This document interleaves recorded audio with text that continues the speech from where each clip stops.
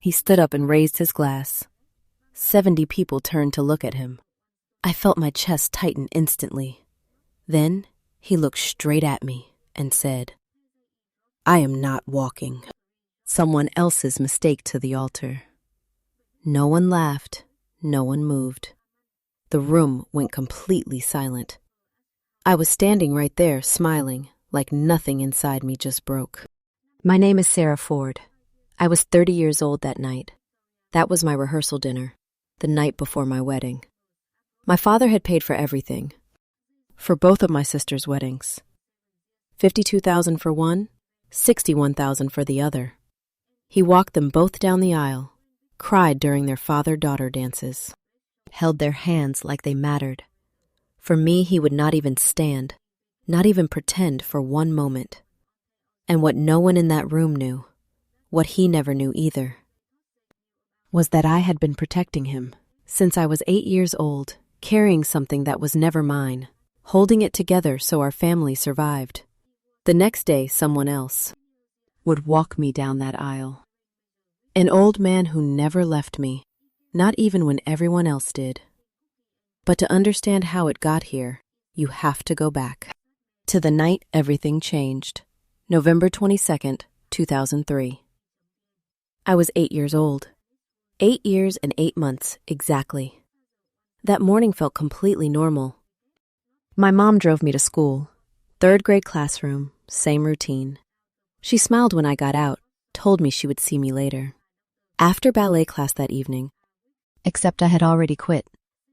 2 weeks earlier, I stopped going. I told her and she understood. We decided not to tell him. He would have been disappointed. So we kept it quiet. That night I was in my room, 2nd floor window facing the driveway. At 7:38, I heard the car. I looked outside without thinking. She was sitting in the driver's seat, engine running, headlights on, hands gripping the steering wheel. Head slightly down, not moving. I watched the clock beside my bed. 7:38 turned into 40, then 41, then 42. 9 minutes passed, just like that. She never moved once. Then suddenly she backed out and drove away into the dark. I knew something felt wrong, but I did not know why. At 8:02, the phone rang. His phone, the silver flip one. He answered, and everything changed. What then? Where? Then nothing. He grabbed his keys immediately, walked out without looking at us. No explanation, no goodbye. My older sister locked the door. We stayed in her room upstairs, waiting without understanding. At 10:20, 2 headlights pulled in. Not his car. It was our grandfather's truck. That was the moment I knew she was not coming back. He took us to the hospital. We walked into that building together, and I saw the car first. Front crushed like paper, glass shattered across the windshield. It did not look real. I asked if she was inside. He said not anymore. They made us wait away from everything, a quiet room with bright lights. I sat there counting ceiling tiles, over and over again, trying not to think. He came out later, just walked past all of us, did not look at me. Did not say a single word, our grandfather called after him, but he kept walking. That was the first time I saw him cry, and it would not be the last time he decided it was my fault. Something was already wrong, and I did not understand it yet. I remember the next morning too clearly. The house felt quiet in a strange way, like something had already been decided. A man sat across from me, notebook open, pen ready. He looked at me like I mattered, then asked if my mother seemed sad. I said no without thinking. He asked what she said before leaving. I said she told me, "Do not forget your dance bag." He wrote that down slowly. Then he looked back up at me. Did she swerve to avoid something? My heart started beating harder. I turned and looked at my grandfather. He was sitting in the corner, not saying anything at all. Not helping, not stopping me, just watching. I said yes. She swerved to avoid a deer. He asked again in a different way. I said yes again. Then again, still yes. He closed his notebook, said thank you, and that was it. But that was not where it started. The night before, I could not sleep. I walked into their bathroom. I do not know why I went there. Maybe I was looking for something, anything that made sense. I found a bottle in the trash, orange plastic, completely empty. My mother's name printed on the label. 90 pills gone, all of them I did not understand. Everything, but I understood enough. Later that night I heard voices. My grandfather and my father downstairs. I was not supposed to be awake, but I listened anyway. If they call it suicide, the policy will not pay. Those words stayed in my head. I did not move. I did not breathe. My father said it was not suicide. My grandfather kept talking about pills, about timing, about blood. I did not understand all of it, but I understood the most important part. If they knew the truth, we would lose everything. So when the man asked me about the deer, I already knew my answer. I lied, and my family survived. A few weeks later, another man came, suit, briefcase, calm voice. He asked my father questions. Was she depressed? No. Any reason she would harm herself? No. Then he looked at me. Are you sure about the deer? I felt my throat close, but I said yes, again. Always yes. He wrote something down, closed his case, and left. 2 weeks later, the check arrived. $500,000. The house stayed ours. My sister went to college. Everything looked normal again, but something inside me changed, because I knew the truth, and I knew I chose to bury it. And that was the moment everything stayed buried. But it did not disappear. It followed me everywhere after that. Every week, same building, same room. I sat across from someone asking questions. Since 2004, it never stopped. How do you feel about your mother? I said. Sad every single time. What happened that night? I said, it was an accident. I never changed the story. Not once. Even when I wanted to. She watched me closely, like she knew something was wrong. Like she could see what I was hiding. She said, you feel guilty. I said no. But she wrote things down anyway, words I was not supposed to see. Guilt, denial, avoidance. I saw them upside down once. She was not wrong, just not fully right, because I was not protecting myself. I was protecting all of them. Every Tuesday, my father drove me there. Same time, same route, every week. He sat in the car waiting, never came inside, never asked what we talked about, not once in 4 years. One day I asked him, do you want to know? He said if you wanted me to know, you would tell me, and that was it. That was when I understood. He did not want the truth because the truth would break him. And I kept protecting him, even from himself. The dream started soon after. Same dream every night. My mother sitting in that car, looking at me through the window, telling me you do not have to lie. I woke up at the same time, 3 a.m, every night. I told the therapist about the dream. She asked what it meant. I said I did not know. Another lie. Then came drawing. She told me to draw the accident. I drew the road, the rain, the car. But I did not draw the deer. Because there was never a deer, she noticed. She asked where it was. I said I forgot. But I never forgot. I just refused to draw something that never existed. When I turned 10, we had people over in the backyard. Family, talking, laughing, acting normal. Then someone asked about ballet. Before I could answer, my father spoke for me. She quit. If she had not, her mother would still be here. Everyone heard it. No one said anything. Not one person. I smiled and blew out candles and wished he would stop, but he never did. My grandfather found me later, told me he was wrong. I said I knew, but I did not really know, because part of me believed him. That part stayed for years. It got worse as I got older. 16th birthday, he did not show up. Said he had work. Graduation day, I stood on that stage, top of my class. He did not come. Said he forgot. Then came my sister's wedding. Everything perfect, everything expensive. He walked her down the aisle, cried like she was everything, called her his precious girl. I sat near the bathrooms, table in the back, like I was not even part of it. I left early. No one stopped me. Second wedding was worse. He stood up and said, "I have 2 daughters." I was sitting right there. But I did not exist. I finished my drink and walked out. Cried the whole way home. My sister called me later, said it was not okay.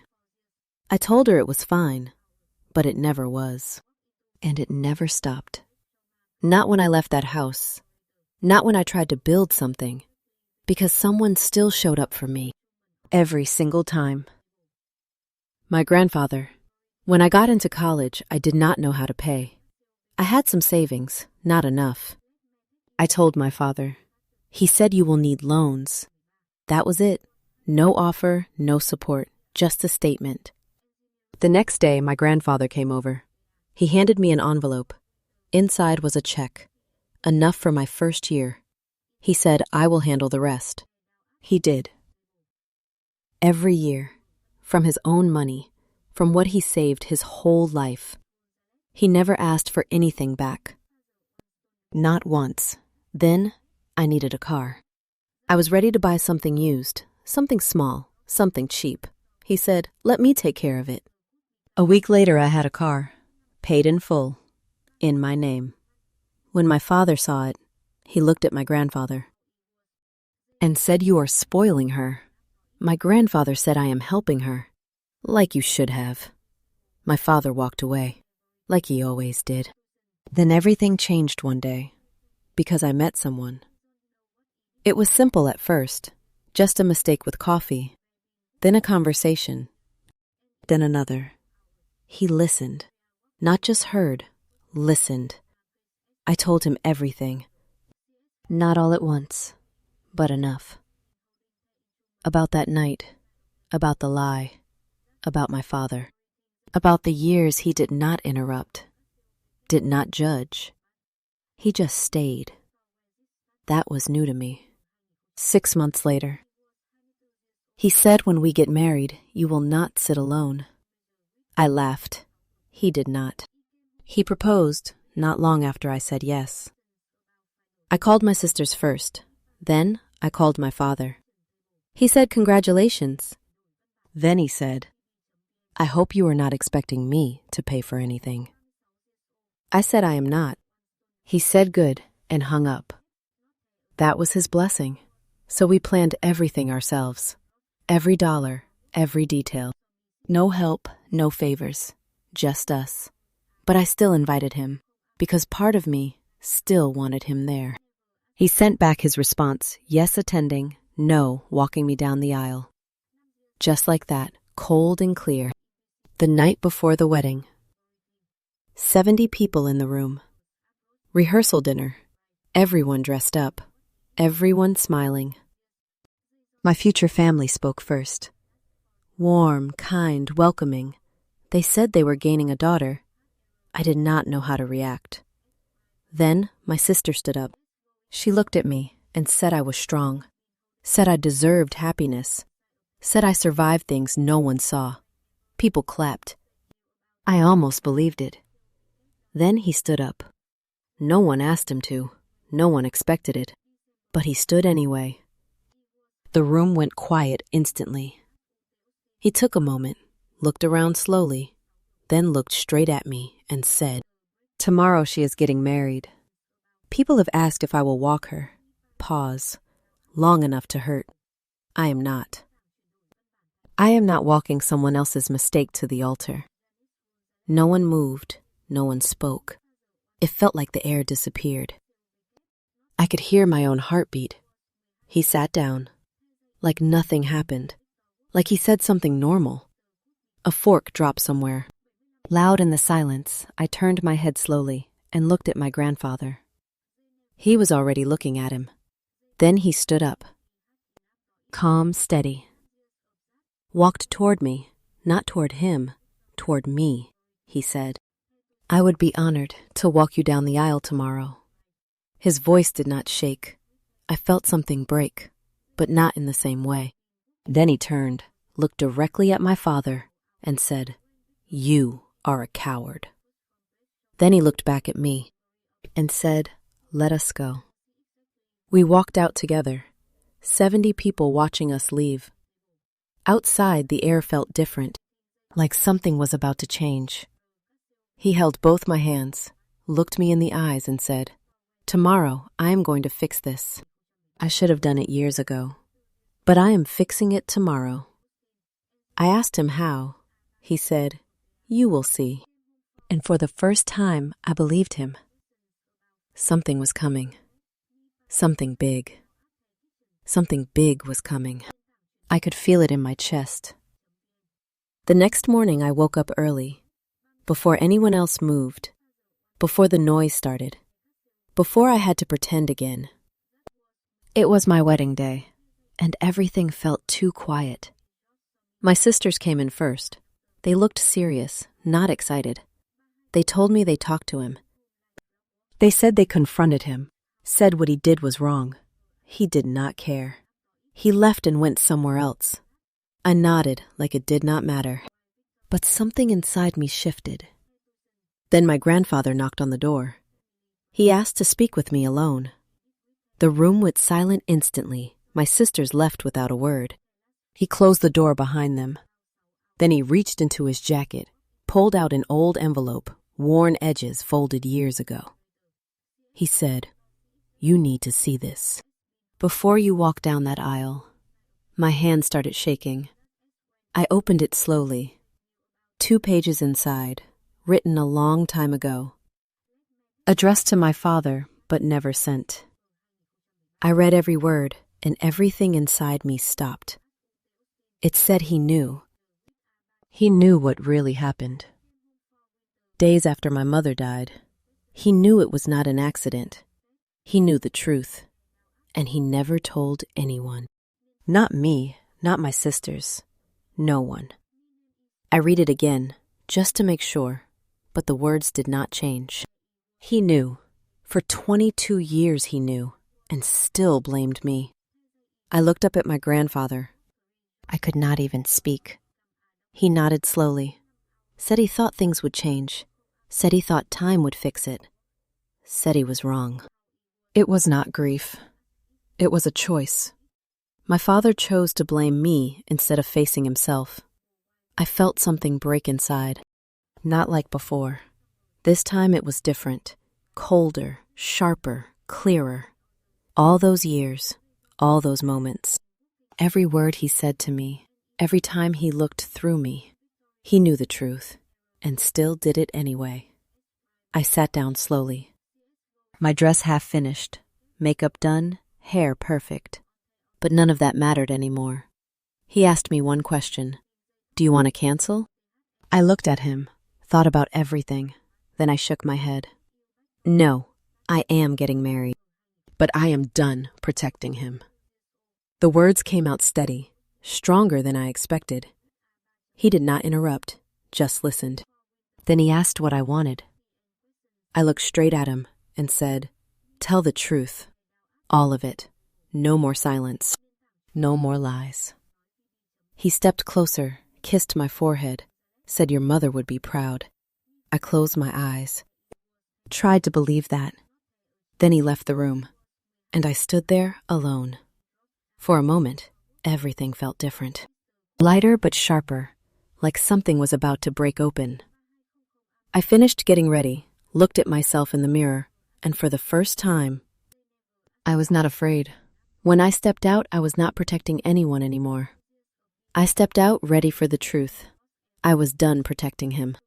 The doors opened and we started walking. People stood, music played. Everything looked beautiful. Everything felt sharp. Then halfway down the aisle, my grandfather stopped.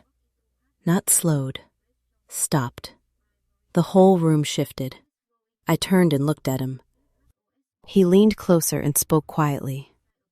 He said there was one more thing, something I needed to know. Before he said anything else, then he told me. The day after my mother died, he went into my room. He found my teddy bear. The seam in the back was open. He looked inside and found my mother's note. I could not breathe. He said he knew I hid it. He knew I was trying to protect everyone. So he took it and kept it safe for 22 years to protect me. That was the moment. Everything inside me went still. Then he turned away from me and faced my father. The whole room went silent. He told my father to stand up. My father did not move at first. Then my grandfather said it again, stronger this time. Stand up. My father stood. My grandfather looked at him and said, You have 5 seconds to leave this room, or I will say it here. 1, 2, 3, 4, 5. My father stayed where he was. So my grandfather said it. 7 words. Words that split the room open. She lied to save you from yourself. No one moved. No one made a sound. My father just stared at him. Then my grandfather kept going. He said I was 8 years old. He said I lied. To protect my father, to protect the family, to keep us from losing everything. Then he pulled papers from his jacket, held them in his hands, and started reading. He said the police report showed there was no deer, no sign of swerving, no evidence that matched my story. He said the report noted my statement did not fit, but the family insisted, so accident it became. A sound moved through the crowd. Not words yet, just shock. Then he read the insurance details. My mother had a policy, and there was a time window. If it was ruled suicide, the policy would not pay. He said she died inside that window. He said if the truth came out, we would have lost everything. The house, the future, all of it. He looked right at everyone and said, My lie saved us. Then he pulled out another paper. Therapy notes. He read that I carried guilt too big for a child, that I was hiding something, protecting someone. He folded the paper slowly and looked at my father again. Then he said the part that made my father turn white. You knew the truth. You knew from the beginning, and still punished your daughter for 22 years. The room started breaking apart then. You could feel it. People shifting, whispering, breathing again. The person leading the ceremony stepped forward. A relative tried to stop him too. Said maybe this was not the place. But my future husband spoke first. He said let him speak. My sister spoke too. Then my other sister. They said the same thing. Let him speak. So my grandfather did. He opened the final paper, and I knew what it was, even before he said it. My mother's note. The one I hid, the one he kept. He read it out loud. My mother said she was tired. She said the sadness would not stop. She said she loved us. She said this was her choice, not his, not ours. She said not to blame him and not to blame us. By then, nobody in that room could pretend anymore. The truth was standing there. In the middle of my wedding aisle, my grandfather lowered the paper and looked at my father. Then he said, You blamed an 8-year-old child for your own pain. For 22 years, my father stood there 1 second, then turned and walked away. Not toward me, not toward the truth, toward the door. He left the same way he always left, by walking out. The door shut behind him, and the silence after that felt different. not heavy, clean. My grandfather put the papers away, turned back to me, held out his arm, and said, "Let us finish this." He held out his arm, and I took it. We walked the rest of the way, step by step, slower than before. The room was still quiet, but it was a different silence now, not heavy, not suffocating. Just clear I reached the front, and he was standing there waiting, looking at me like I mattered, like I was not invisible. He leaned closer and whispered, "Are you okay?" I looked at him, and for the first time I said, "I am now," and I meant it. The ceremony continued, like nothing stopped it, but everything had changed. He took my hands and said his vows. He promised I would never carry anything alone again. Not pain, not silence, not secrets. He said he would show up every single day, even when it was hard, especially when it was hard. Then it was my turn. I looked at him and said, "I will stop protecting people who hurt me." I said, "I will tell the truth even when it scares me." I said, "I will let you stand beside me, not behind me." We exchanged rings, we said the words, and just like that, we were married. When we walked back down together, I felt something I never felt before. Light. Like something had been lifted. After 22 years, people came up to me, one by one. Some crying, some shaking. They said they had no idea. They said I was strong. They said they were sorry. I nodded. But inside, something was different. Someone asked about my father. "Where is he?" I said he left. They said, "I am sorry." I said, "I am not," and that surprised even me, because I meant that too. The music started later, the moment everyone waits for, the father-daughter dance. But there was no father. So I walked to my grandfather. He held out his hand, and we danced. Slow, steady, simple. He told me he was proud. I told him I could not have done it without him. He said I could have, but I did not have to, halfway through. He stepped back, and someone else stepped in. He took my hand gently, and we kept dancing. Not replacing anything, just adding something new. Later, my grandfather stood again. Final toast of the night. He looked at me and said I was the strongest person. He knew. This time, I believed it. A week passed. Quiet, normal, almost peaceful. Then a message came. From my father. Short, simple. "I'm sorry." That was all. I read it once, then again. But the words felt empty, too small for everything that happened. He asked if I would respond. I said no. Not yet. Maybe not ever. Soon after, I heard he left again. Left his new life. Was staying somewhere cheap, alone. My sister called me, said she was worried. I listened. Then I said, I was not. I spent years worrying about him. I was done. The next Sunday, we all gathered again. No him, just us. My sisters, their families, my grandfather, and me. We sat at the table, and something felt different. No tension, no pretending. Just truth. My sister said we should make this a tradition. Every week, just us. No him until he earns it. Everyone agreed. They looked at me. I said yes. And that was the beginning, not of fixing everything, but of something honest, something real. For the first time, we were not hiding anymore. We kept meeting every week. Same room, same chairs.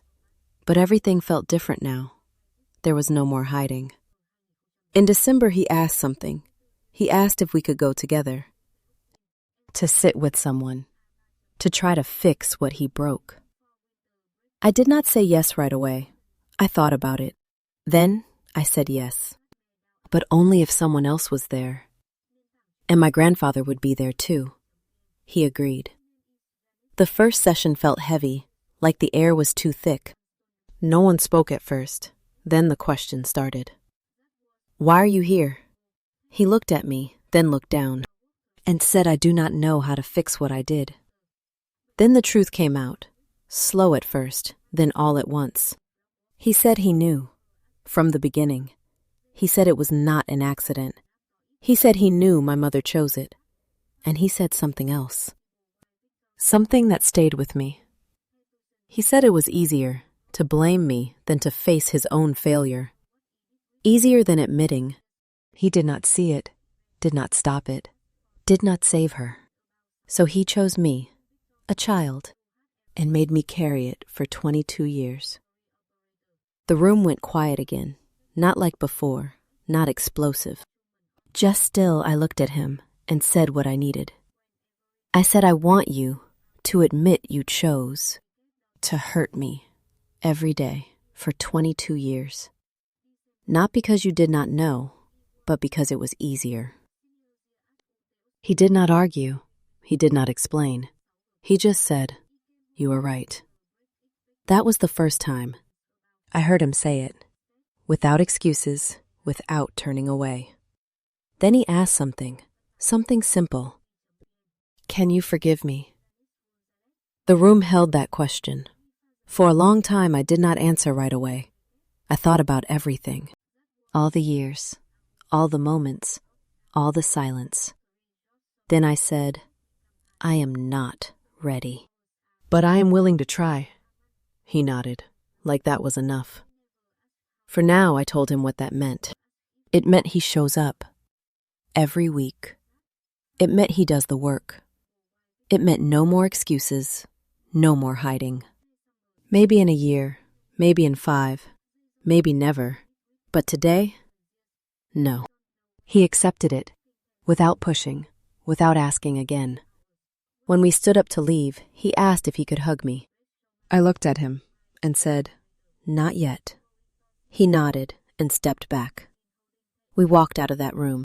Not together, but not strangers either. Since then, we keep going, session after session. Some days are quiet. Some days are hard. Some days I feel angry. Some days I feel nothing. And that is something. Because for so long I felt everything at once. Now it comes in pieces, and that feels honest. People ask me sometimes, will you forgive him? I do not know. And I do not rush the answer, because healing does not move in a straight line. It moves slow, it moves back, then forward again. But there is one thing I am sure about. I am not carrying his secrets anymore. I am not protecting his silence. I am not holding his pain to keep him comfortable. I let that go. And for the first time, I chose myself. That is the difference. Not everything is fixed. Not everything is forgiven, but something is finally mine. A quiet Sunday, a table full of people, no tension, no pretending, just voices, just food, just truth. I sit there listening, not shrinking, not hiding, just there, and that is enough. If this felt familiar to you, or if you have carried something that was never yours, you can share your thoughts below and follow for more stories like this.